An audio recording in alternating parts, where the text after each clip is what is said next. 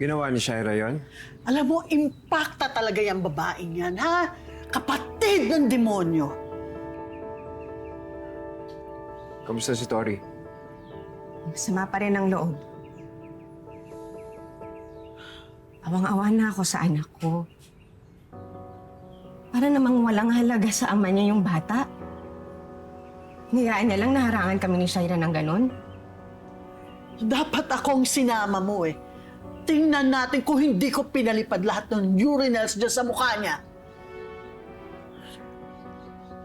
Christy, baka ngayon lang yan. Siguro malala lang talaga yung lagay ni John. Hindi, Leon. Hindi ako naniniwala sa kanya. Hindi naman si Jordan yung concern niya eh.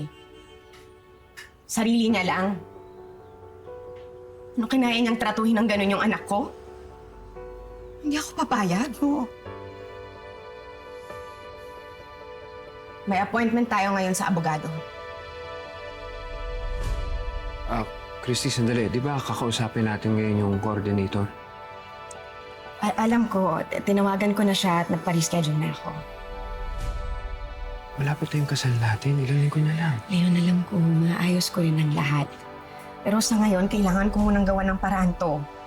Hindi pwedeng baliwalain lang ang mga karapatan ng Tori bilang anak.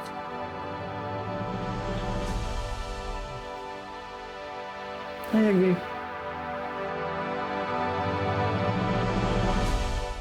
Si Shaira naman talaga ang may karapatan sa kalagayan ngayon ni Jordan.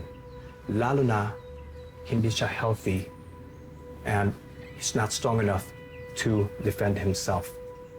Pero si Tori, bilang anak ni Jordan, may karapatan din.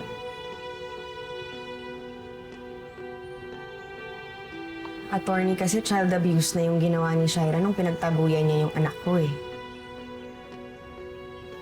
Sa totoo lang, hindi talaga naging maganda yung epekto nito sa bata. At saka, attorney, hindi ako naniniwala na hindi ko gusto yung makita ni Jordan yung anak niya.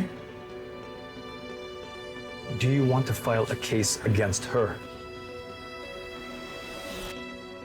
Hindi naman po. Ang sa akin lang, attorney, sana pabayaan na kami ni Shaira na dalawan si Jordan. Yun lang. Then, we'll just have to file a mandatory injunction sa korte para mapapayag si Shaira na bumisita si Tori sa tatay niya.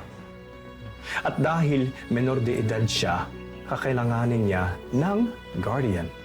Kaya kasama ka rin pagpunta ni Tori sa tatay niya.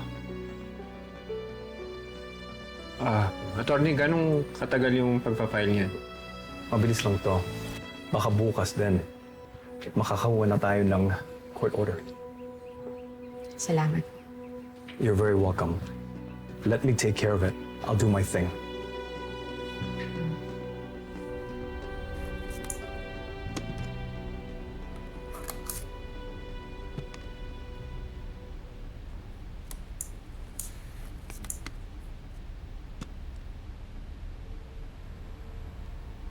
Han? Han? Kamusta yung pakiramdam mo?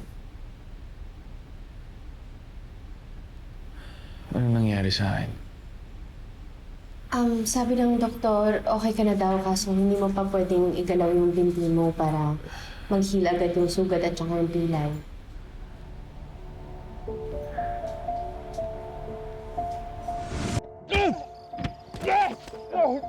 Ano? Jordan! Jordan! Katapusan niyo ng dalawa.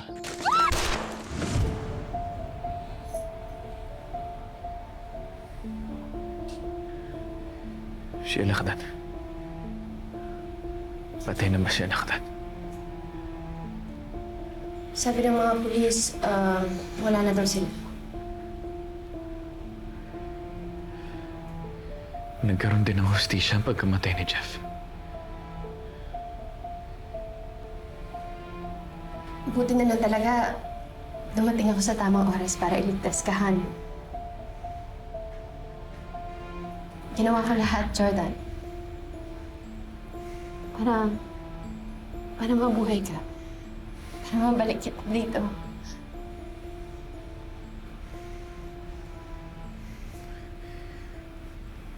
Mahal na kapag sinimula na tayo ulit.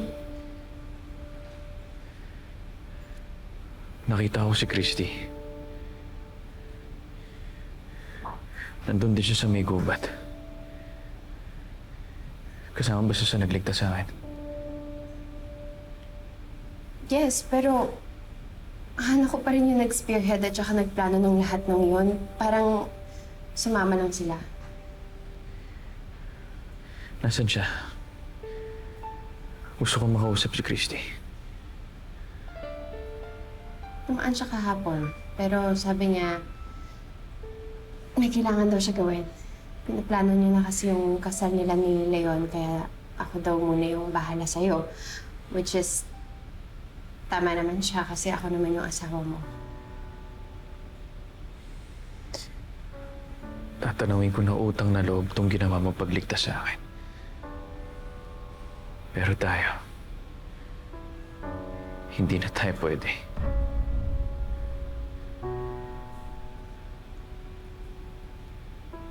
Jordan, no, please. Shaira, hindi na tayo magkakabalikan. Kapag gumaling ako, itutuloy ko pa rin yung pagpapaanas sa kasal natin.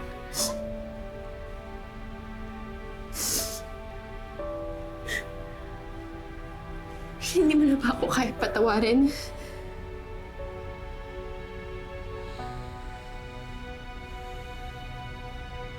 Kaya kitang patawarin.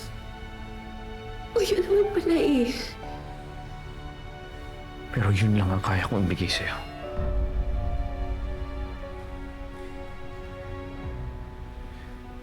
Other than that, wala na.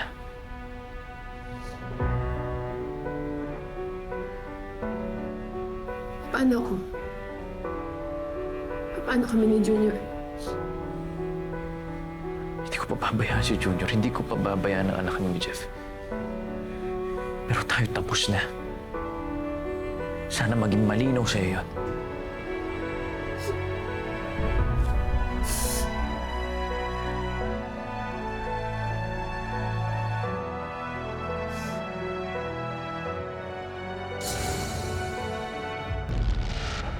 Sana naman si Leon. Sinamahan si na Christy. Nagpunta na ospital. Hanggang kailan tayo maghihintay na matahimik ang buhay ni Christy? Para matahimik na rin tayong lahat. Ito po yung bago kong gawang bracelet para kay Daddy. Ibibigay ko po to sa kanya mamaya. Nice. Sana lang walang mangyaring aberya.